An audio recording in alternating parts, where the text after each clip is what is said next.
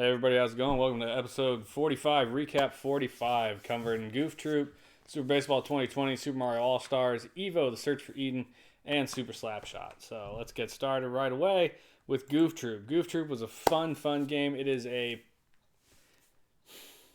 not really a platform puzzler. It's kind of an action puzzler game based off of the characters Goofy and Max from the Goofy Goof Troop, the television show. Very little else to do with it though. Like them and Pete and PJ are the only characters from it, and Pete and PJ you don't see really. They're the people you're trying to rescue. Anyway, my wife played this with me. We spent, I think, 4 hours playing it maybe, but we did finish it. It is a very interesting co-op puzzle game. Like, you can play it by yourself, but as a co-op game, it's really fun. We had a really good time with it. The graphics are good, the music's good, the sound design's good, the gameplay's fine. There's some control issues. I feel like sometimes it's kind of difficult to line things up correctly. If you don't, you just end up walking off edges or, just having a hard time with that. But it's nothing that's going to stop you. Like, the game is just really enjoyable, and having that other person there makes it that much more so. So it is double thumbs up. We both gave a thumbs up, and I think if you have a second player to play it with, it's definite pickup. If it's just by yourself, like, I don't know that I would say go buy this game if you don't have another person to play it with. But if you have another person who's willing to play with you, I think it's a definite pickup. 2 thumbs up, Goof Troop. Second up, Super Baseball 2020. This was by myself. This may now be my favorite baseball game on Super Nintendo. I think previous to this was like Roger Clemens MVP Baseball, and I think we liked that game because the fielding was done a little better, everything played a little faster. Super Baseball 2020 has kind of a futuristic take on it, which is really weird. Like, your guys have jetpacks, they're cyborg robots. You get money for every like play you make, and you can time out and like upgrade your characters in the middle of the fight or in the middle of the game, the fight. There's like the teleporter there. They're pretty careful. Like, and then when they miss and strike out, they like smash the bat on the ground. It plays with the basic rules of baseball. Like this right here, you can see that should be a home run, but it's not, because now the stadium's covered in glass and it just bounces back into the field and it's a fair ball. The thing I think I enjoyed most about this game was the auto fielding. Like a lot of games, once that ball is airborne, you kind of have to get your guy under it. And I want to say this game, 95% of the time, if the ball was going to be an easy catch, you didn't have to move. Like, the game just put you under and you caught the ball. It was great. Made the game go very, very quickly. And it was just really enjoyable. The graphics are great. There's a ton of color in the game, a lot of character. There's girls, guys, robots on the baseball teams. There's diversity in there. The music was good. This is a sports game that has music during the game, which is such a huge deal. So many sports games don't put music during the game. It's just such a buzzkill. And especially baseball, because baseball's usually a slow sport and it's boring. And Super Baseball 2020 didn't really have that problem. It was a very enjoyable game, and I gave it a definite thumbs up. Next up, Super Mario All-Stars. The only footage you're going to see here is from Super Mario Bros. 1 while I was playing it.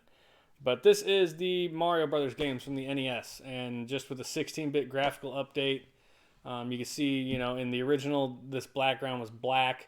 Everything was obviously much flatter, much less 3D looking, because it didn't have the textures and the colors that were available to it at this point.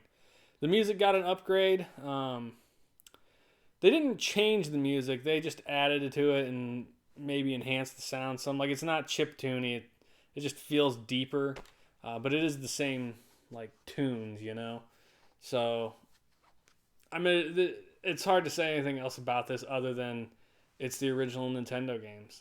Would I go pick up Mario Brothers and Mario Brothers 2? No. Mario Brothers 3, absolutely. Lost Levels, I could really care less about. The thing that makes this an absolute pickup for the Nintendo is it's all 4 of those, and at some point later they released one that had Super Mario World on as well, and it puts save slots. You can have, I think it has 4 save slots for each game, maybe 3. Whereas the original Nintendo games didn't have save slots. So having save slots is a huge, huge deal for these old games if you want to play them on your Super Nintendo. The games look great. They sound great. They play great. I did feel like the movement was a little more slippery than it was on the original Nintendo, though. Like, it felt like you slid a little when you hit the ground, whereas the original Nintendo, not so much. But definite thumbs up on this one. So very happy on that.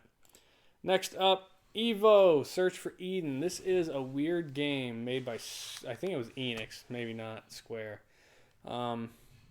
RPG-ish. So you start as this like weird fish thing, and you go around killing and eating other fish, and eventually there's a boss fight, and then you evolve. I mean, you're kind of evolving all the time. Like you can add like different fins, and like here you're gonna see me evolve. I'm just a regular fish, and I give myself a anglerfish light bulb, and that makes those other fish that just swam away from me come to me instead, and then it makes it easier for me to eat them.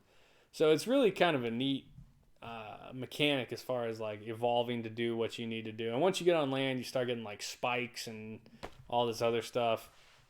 It's a really interesting game. Unfortunately, it kind of suffers from the same thing every JRPG on the planet suffers from for me, and that is there is a stage where you're going to have to grind some evolution points out to evolve to the point where you can beat the boss at the end of the stage. And that's what I kind of ran into later in this playthrough is we got to the boss and I just couldn't beat him. Eventually I forced my way through it and just brute forced it because of save states. But it definitely would have behooved me probably to have hung outside the cave for, another 5 minutes just farming points to make the last evolution that I didn't have because I had evolved everything else up to that stage. So it is a very interesting game. It is extremely expensive. It came out in 93, but it did not sell well apparently. So like copies of this game are rolling for like $200 or $300. It's insanity. Is it a fun and interesting game? It's fun and interesting. I did give it a thumbs up. I think it's a cool game. I don't think I would never pick up a game for $100, $200, $300 anyway. And I definitely wouldn't pick this up if I had that money to drop on a game. Like there are other games I would rather have. So it's not a bad game. I think it's worth a play if you get the chance. I don't know that I would ever buy it. So, but thumbs up. Last but not least is Super Slapshot. This is hockey, full 5-on-5 team hockey game. Joey and I played. This is the first game he played when we got back from college for summer. I mean, it's hockey. What else is there to say about it? It had decent music for what little bits of it there were. And then during the game, there were like the occasional tunes that would kind of chime in for a few seconds and die off. But it had crowd noise, which kind of fixed that. It made it feel not so empty. What I did like about the game is it is easy to get into fights.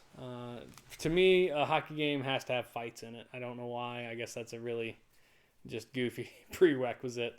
But the game controlled well. The game doesn't look amazing, but it's more than sufficient for what the game's doing. It looks fine.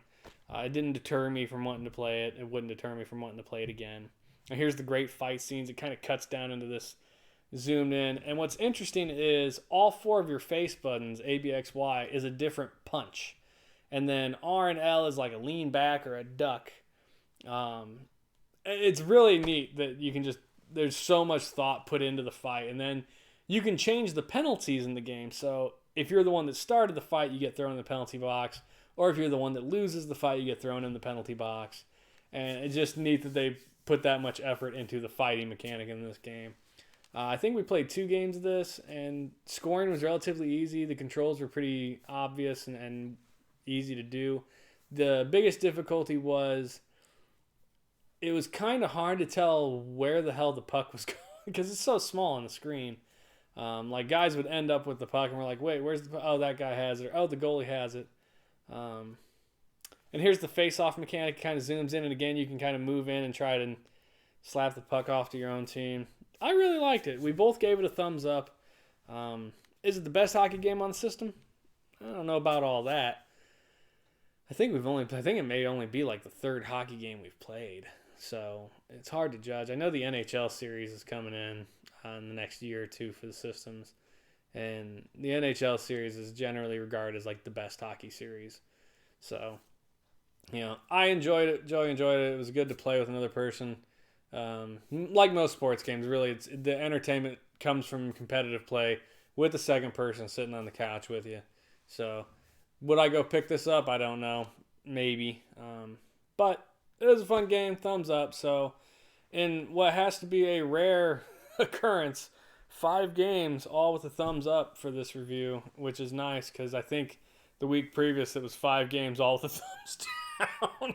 So, hey, I guess feast and famine, and just that's the way it's going to go. But that's it for Recap 45. Thanks, everybody, for joining us and continuing to watch the show. We'll be back pretty soon with 46. We're blowing into those games right now. So, have a good one, y'all.